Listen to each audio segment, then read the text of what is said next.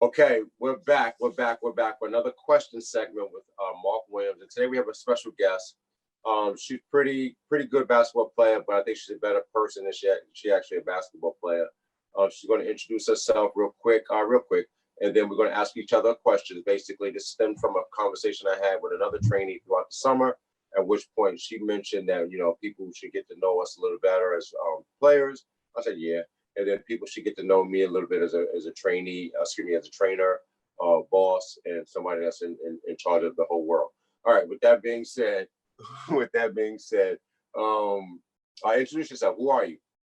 My name is Sofia Maldonado. I go to St. Francis Prep, and I'm a freshman. Okay, so you're a freshman. So we're going to little more than that. So you're one of the incoming freshmen from St. Francis Prep that didn't get the opportunity to play this upcoming year due to the COVID-19 situation that's embraced the world and obviously New York City with this basketball is concerned. Is that correct? Yeah. Okay, so you didn't really get the opportunity to experience the freshman year. So with that being said, you're going to rely a lot on AAU this upcoming year for your being noticed and exposure is concerned, correct? Yes. Okay, so those aren't part of the question. This is just a little background of what's going on. So, being that you've established yourself as one of the better players in the 24 class here in the New York City, the metropolitan New York City area, when did you fall in love with basketball, or when did you start really rocking with basketball? Damn. Probably, I would say. Well, I started playing basketball since I was really young, but when I started like getting deep into it would probably be like fourth grade, Mhm. fourth fourth grade, third grade, where I was getting serious about basketball because it wasn't just a hobby, and it wasn't like the other kids who just did it because it was fun, or like just because they were bored. I did it because I knew that's what I wanted to do when I was older. So I Mhm. would say like third grade, fourth grade ish. Yeah. Okay. So when you say you were serious, now when you say serious, what exactly do you mean? You studied the game, you did everything you did, you worked out. Break down what exactly is serious for you. Um, well, right now I work out every day, like at least twice a day. Well, I have a break every week, like a day or two. Hmm. When I was like in third grade, fourth grade, I would work out. Like my choice too. Like I would tell my mom, like, oh, I want to go work out. Like I would make it my business to tell her that I wanted to work out, and that was basically it. Okay. Do you think you mentioned your peers at the particular time, and this is the last part of that question? You mentioned your peers. Do you think that they had the same drive that you did at third and fourth grade?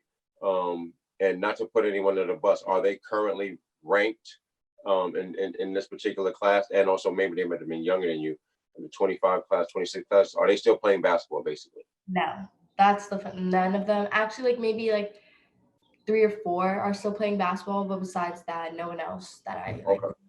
is playing basketball right now. So you're pretty serious about it. Gotcha. Okay. You're up. Um, what made you get into girls basketball training instead of guys? Great question. But I train both though. So I just have more and I'm not gonna say success, but we've had the luxury of having players that have gone on a more heralded careers that were girl basketball players. But we've had our fair share of choices of NBA players also that we worked out a lot. So I would say that the difference is primarily, again, the leaps and bounds can be more noticeable on the girl side than as a guys because guys rely a lot more on athletic ability and it tends the girls game and the women's game seem to be more based upon fundamentals because they're not across the board. Everyone is not super athletic, although there are some people that are really athletic. But for the most part, most players are playing below the rim, whereas guys aspire to play above the rim and they rely a lot on their athleticism. So we're big in the fundamentals. We teach pivots, we do jab steps, we do stuff like that, and it's just basically to get the players better and get them fundamentally sound. And we find that those type of players seem to do well on the next level and also do well on the high school level. So we've we've carved out a pretty good niche, and we're quite proud of where we are right now. That's good. That was my question. You can go. Okay. I would add also, there's a difference as far as training the two also, and I think that goes underappreciated. And I'm not saying it's written in stone, but we find that working with guys have an innate ego, and sometimes it needs to be checked more times than not, because everyone thinks that they're on par with LeBron, and although I'm better than LeBron in my mind, but reality is that he's pretty good. He's all right. That's what guys say. The guys say he's all right. Right. But when training with young ladies, it's more about building the confidence and giving them the skill set that they need in order to be successful. And that's regarding repetition, and then they build that up primarily through confidence. And I think that's one of the biggest things the differences are concerned. Yeah. I'm up. Yes. Okay. Outside of your parents, and I'm going to say that they are first and foremost your initial role models, who would you consider to be your role models, whether in basketball, in life, or whatever the case, somebody that you really look up to, like, oh, I want to be like him or her when I grow up, or have the change that they had in the world? Wow, that's a good question. Besides my parents, mm-hmm. Honestly, I think I would say my AAU coach, Nav. I think I would say him only because like his drive for girls basketball, like all he does to support girls basketball and like the mentality that he has, like he not saying like anything cocky or anything like that, but he's like he knows like he's up there. And he keeps that mentality. Like he stays humble, but he knows he's up there. And he doesn't care with like other like coaches, because I know like other coaches, like we've talked about it before, have said about him or to him, like he doesn't care about like all the rankings, the status, like it's him in his book. Mm-hmm. He's the best in his book. So his mentality is definitely something that I aspire to have. Like his mentality is the way to go. What else? His drive for girls basketball, the way he tries to help like girls, like he goes beyond, like does things that other coaches don't have to do, or he does things that he doesn't have to do in general. Like he's a high school coach and an AU coach, and during both those times trying to get colleges for both teams. Mind you, he coaches two teams right now, 17, 16U, and he has coaches like lined up. He's calling coaches all the time, texting coaches, like doing something that that other coaches don't usually do right away. Okay. I respect that. And somebody, a celebrity or anything, or just Nav for the most part? No. Nav, got it. Okay, now how did you get attracted to that? What program is he with again? Or Riverside? Riverside Hawks. How did you get attracted to that program, and then where you got the opportunity to meet him? I've played Riverside since I was in 6th grade. And I was on the younger team. I played up though, but I was still on a team that he wasn't coaching. Mm-hmm. I'm pretty sure they practiced. It was a practice, and they had practice after us. So like he came early or whatever, and like he saw me, and he was like, he told me off the bat, like, oh, like next year you're gonna be on my team. Like, I know your potential. You're gonna be on my team. And like never really believed him or anything. Like until he started like coming to our games, and like he kept telling me like next year I'm taking you on my team. You're gonna be on my team. Comes like to find out I'm on his team. Right. And that's it, pretty much. That's good stuff. Okay, you're up. Okay.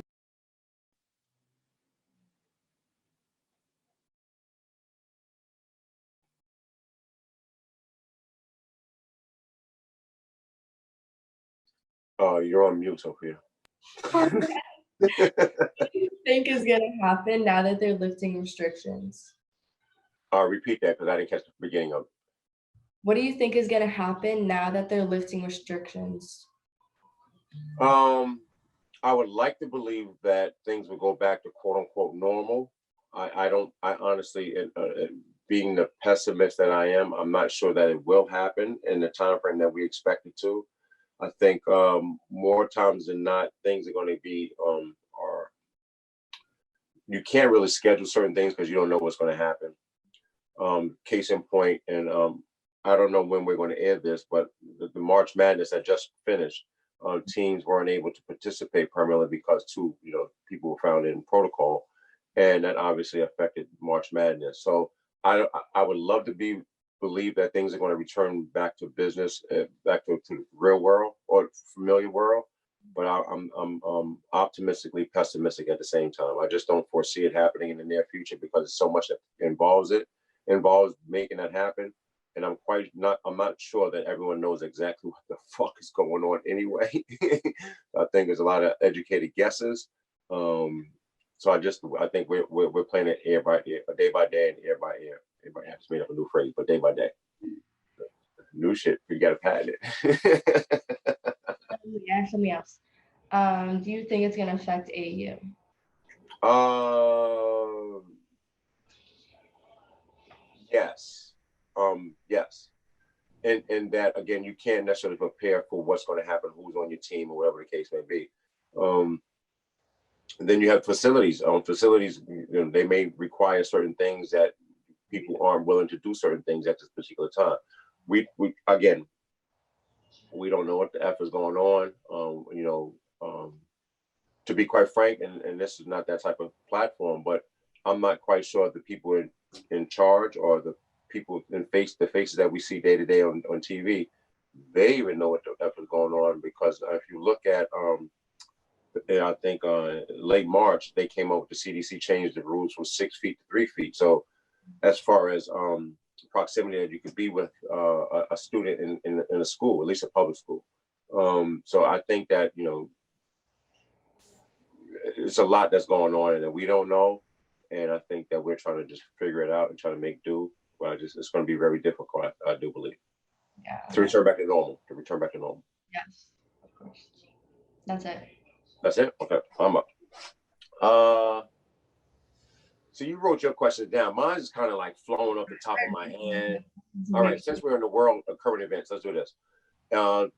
Some would say right now we're in a really weird space in the world. And seems a lot of things have come to light in the last summer and also obviously in the spring.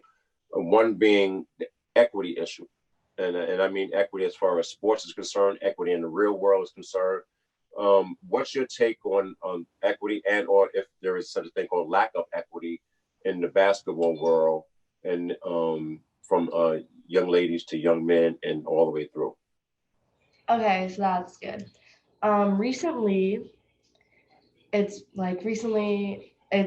gone downhill basically because the women's and the men's, I know it's like all over Instagram, all over Twitter, all over everything, how it's not equal.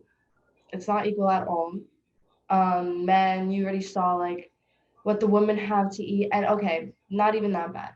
The men have to eat, okay, but the equipment, like the gym equipment, like I know it's all around and I know everyone knows about it. How the women only got like a couple dumbbells and a mat, like couple mats. Mm-hmm. When you look at the boys' facility, it's basically a whole gym, like a workout gym, weights, lifts, basically everything. And that just shows, like, not saying like who they really care about, but at the same time who they really care about, because like the NCAA spreads how like everything's equal, like how they're equal this, equal that, yet they're not showing it in their actions. So it's like, do you really care about women's sports if you're doing like all this? And it's not even that, like, the NCAA made a statement and said that it was the space. But multiple people have taken videos of the space they've had. And now that they brought like gym equipment into the girls' facility, it was in that space that they said they didn't have. So it's really like you just stop trying for the girls. Yet they do the same thing. The girls work just as hard. They work just as hard to be there. They train just as hard as the men do. So I don't see why they would do more for the men than the women. Do you think that that is just a microcosm of what goes on in society as far as a lack of equality between Yes. between the genders? Do you Yes. want to speak upon how you feel in the real world outside of sports that the equality just is not there, Okay. despite people saying that it should be? hmm for example, let's say, I don't know, equal pay, basically. Okay, so for women and men, a woman could be working the same job as a man, yet still get paid less. Or a woman, Hold on, same credentials? yes. Okay, all right. Or a woman could be working like a job, like a level or a step higher than the man, and the man will get the same pay as her, even though she's working at a higher level. Mhm. It's like like so many people have like shown like the proof, like all like the receipts basically. And I just think it's like we're in 2021. What are you doing? Right, Women work just as hard as men. Some work even harder than a man. Like I don't see what the big issue is on doing like the same thing. Like I get it if okay, like he has a higher level as like a higher level than the woman, like okay, then he should get paid more. I get that. But if it's not in that like situation, then why is he getting paid more? Like as I said before, we're in 2021. What are we doing? Like what are we doing? It's just not great, fair. great answer, great answer. Good job. You're up. Okay. Oh, how do you evaluate each player? And I'm asking that only because every time we train, you're like, here's a scatter report, and you tell all of us, you're this, you're this, you're this, you're this, and like you're straight up. So like that's good. But like, how do you evaluate each player? And this one is, and I'm no knock to anyone else. I think it's just my ability, um, years of being around the game of basketball. I'm not going to say how old I am because I don't know how, this YouTube video may last for 40 years and that, whatever the case may be. But I've been around. I coached collegiate basketball for 4 years, and then I coached high school basketball for another 12 or 13 years. I don't remember exactly, 12 or 13 years. So, and then I played basketball since I was 13. So I've seen a lot of basketball, so I'm able to really ascertain a player's abilities and lack of. So, and so my years of experience basically Okay. have allowed me to be able to see what a player can and can't do skill wise. Obviously, I can't predict one's athletic ability in the growth spurt that may occur. For instance, you're 5'8" or 5'9", and then in 2 years you grow up to be 6'3".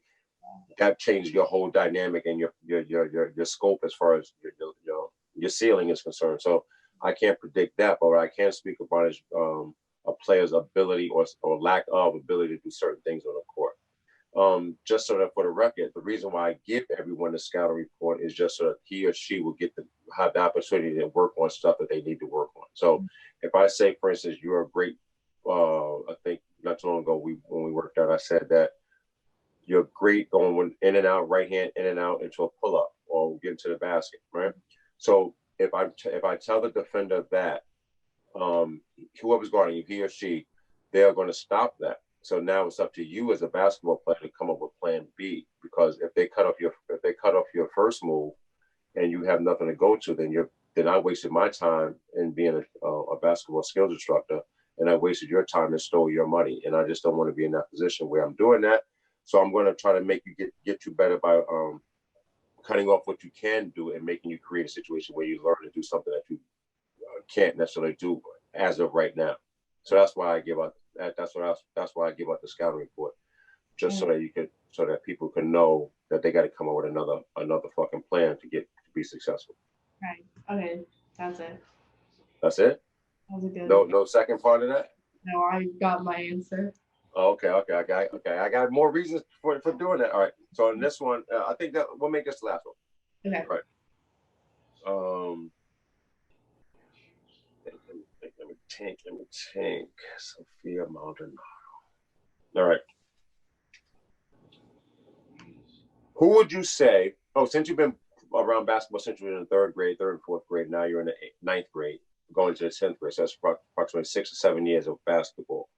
who would you say your game is reminiscent of? Who would you say that you modeled your game after? And then who would you say you would like to be basketball wise when you mature physically and mentally and become a professional basketball, if that's in your cards, but at least a college basketball player. Okay. Wow. I've never thought about that. So, go on. Who I would like to like play like? Mm-hmm. Let me see. No. Who do you think you play like now, if there's such a person? I haven't really thought about it, so I wouldn't say I wouldn't say like a person's name without actually like digging into them more. Mm-hmm. So I wouldn't say that, but who I would like as I continue to play basketball, who I would want my game to like be like would probably be like let's see, like Paige. Mm-hmm. Hers, definitely hers, because of the fact that not saying like she's the best like right now in college, but she could do all the little things. Like she's good at all the little things. Like Mm-hmm. yes, shoot and drive, that's what you need to do. But if you see like how many steals she gets a game, as a guard, how many rebounds she gets, she does the little extra things. So I would definitely say like her name. I would definitely say her only because as of right now, I'm a pretty good shooter and I could get to the basket. I definitely don't, not trying to like do myself dirty, but I don't do all the little things. Like I'm 5'6", I get some rebounds, and my defense is pretty good, but I just don't do things to the max as I should, if that makes sense. Mm-hmm. Okay. And do you model? So you model your game after hers is also? Yes. Okay. And can I expand upon? Okay. I think that she's a good one to choose. She's very good. She's really shifty. She can shoot the piss out the ball. I would say she's a little athletic also. Yeah, she is. But I would say you do have that ability to fill the stat sheet in different items as far as rebound, steals, assists, points, all of that stuff. I think with most players on your level and your age is it has to be a switch that has to go off and say it's called, let me think of the name of the switch. I don't give a fuck. And that I mean, I don't care what my coach is going to say. I'm going to do this. Not being completely disrespectful to your coach or coaches. It's more so along the lines of I'm secure in what I can do and it's going to be successful. Mm-hmm. Now, if it doesn't work on several occasions, then you obviously talk to me as a coach and straighten me out. But your first instinct should be more instinctive. And I think once you stop thinking, you'll be not necessarily Paige right now, but I think that you would be a much better basketball player moving forward. Mm-hmm. No, I agree. That was a good little comeback. Okay. We got, oh, that's a good comeback. Let's call it rebuttal. Let's call it rebuttal. Okay, come back. Yeah, all right, come back. Whose is that? That was yours. That was mine. That was yours. Okay, this is the last one. We're wrapping up with this one, and we're bringing it on home. Mm-hmm. Okay. Okay. So sometimes you have during your training sessions, sometimes you have a random group of kids come and you've never met them, never seen them play. So my question is, how do you determine the right drills for the kids that you're training without knowing how they play basketball? Great question. So I don't know if you noticed this, and this is a trade secret. Please, internet, do not kill me for this. So the class starts at 7:00. I said, whatever time it is.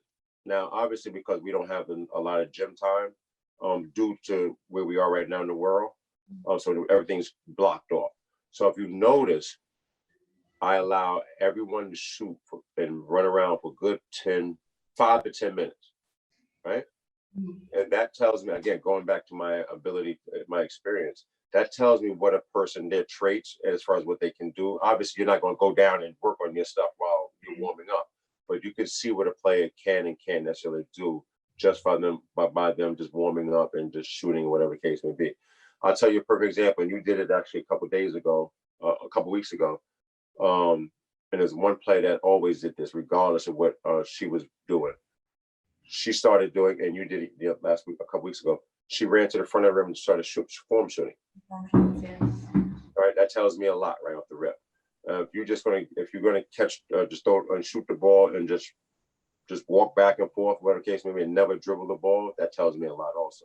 If you're working on your handle, that tells me a lot. So I can pick up on certain things and watch a player just go through the motions and warm up and see where their head is. So I'm able to see a little bit as far as what a player is going to do in those first 5 to 10 minutes before we even start. So I'm just sitting there chilling. You think I'm chilling, but I'm really watching what the fuck is going on out there to see what's going on really. So that's a trade trick that I use. And obviously it cuts into our time. So if you notice, a lot of our time is less breaks. Oh yeah, there is.